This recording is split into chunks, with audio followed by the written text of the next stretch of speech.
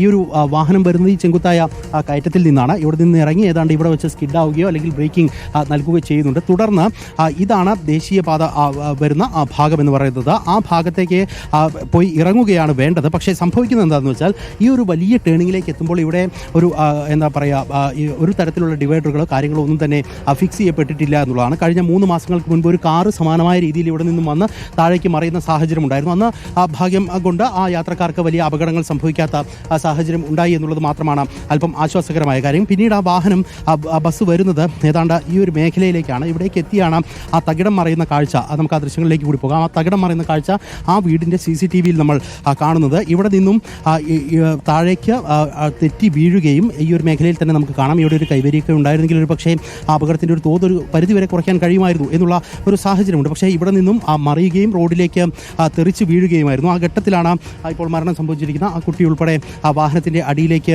പോയത് എന്നുള്ളതാണ് നാട്ടുകാർ തന്നെ വിശദീകരിക്കുകയും ചെയ്യുന്നത്. നിലവിൽ മോട്ടോർ വാഹന വകുപ്പ് കൃത്യമായ പരിശോധനകൾ പ്രാഥമികമായി പൂർത്തിയാക്കിയിട്ടുണ്ട്. വാഹനം ഇവിടെ നിന്നും മാറ്റുന്ന സാഹചര്യം ഉണ്ടായിട്ടുണ്ട്. ആശുപത്രിയിൽ നിലവിലുള്ള മറ്റു കുഞ്ഞുങ്ങളുടെ കാര്യത്തിൽ ഗുരുതരമായ സാഹചര്യം ഇല്ല എന്ന് പറയാവുന്ന ഒരു അവസ്ഥയുണ്ട് എന്നുള്ളതാണ് അല്പം ആശ്വാസകരമായ കാര്യം.